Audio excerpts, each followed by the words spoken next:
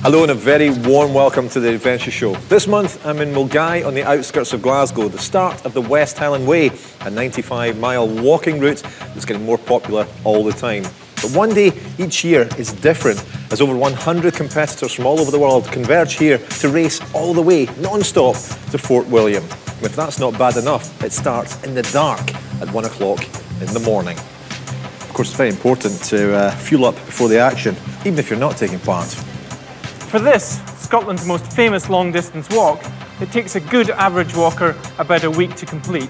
But for the runners, the best will complete it in 17 hours and 35 for the slowest. Going fantastic, thank you. Looking forward to a nice cup of hot tea. Also in this month's Adventure Show, we'll be staying in the hills with walking guru Cameron McNeish.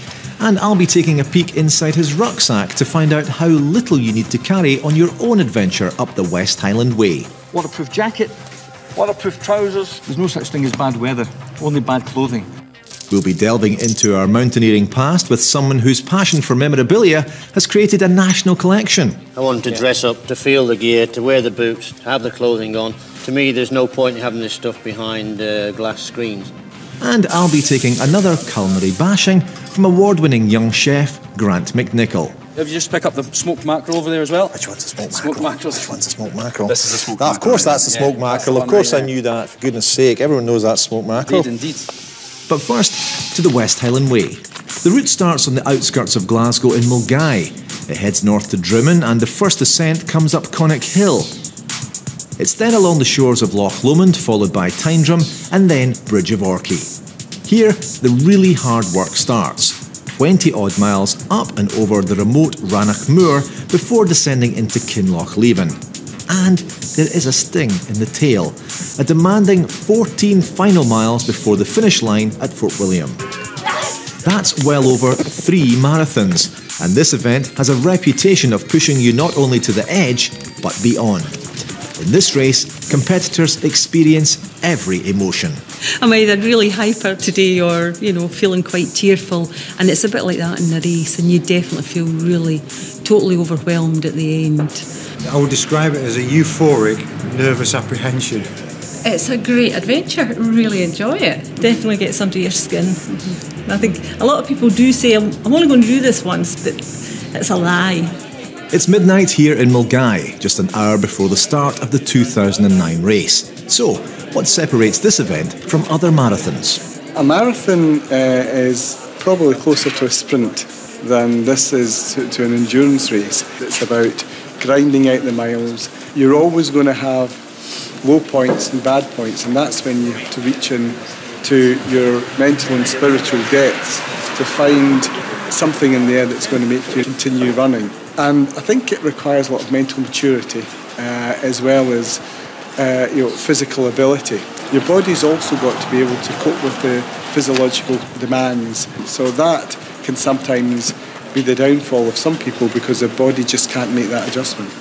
There are 14,000 feet of ascent in this triple marathon. That's equivalent to a fair-sized alpine mountain. But the runners aren't entirely on their own. Each competitor is supported by 2 people who provide food and drink. And that all-important encouragement when things looked bleak. So it's absolutely brilliant. And even your own support crew obviously are there to look after you, but it seems like all the other support crews are looking after you as well. You'll always get a bit of a cheer as you go past and they'll give you a clap, like a hot dog or whatever you want. Want a wee bit of water? Yes, I just want a mouthful. Just a mouthful. That's a chilled one there as well, so it should keep you going. In this race, no one's allowed to use artificial aids such as trekking poles. But this year, there's been an exception made for one particular competitor. There's one view that you're not allowed any aid whatsoever.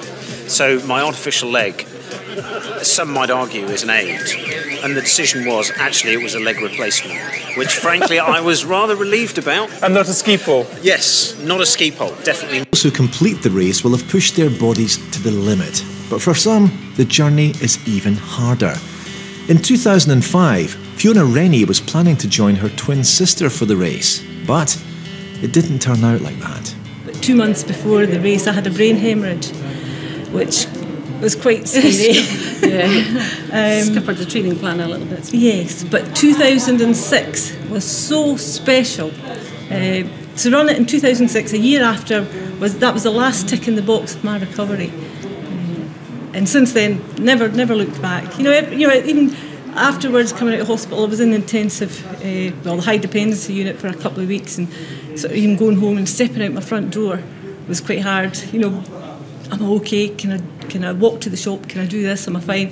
And then just gradually building up running, going back to running, and then, as I say, 2006, coming into the leisure centre was so special. That for me, I am recovered. I am fine. I can move on. That was it. It is definitely a life-enhancing experience.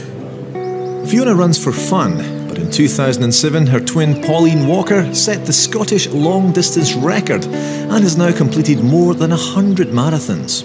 One of the things that Fiona says is we choose this challenge. This is a challenge of our choosing, and some people get challenges thrown at them and they manage. So we choose to do this. Never complain, never sort of moan about this. We've chosen to do this. There's sometimes where it's painful, but she says pain is a luxury for the living, and I think that is so true. Enjoy it. Okay, it's going to hurt, but we choose I'm to here do this. to be able to feel that sensation.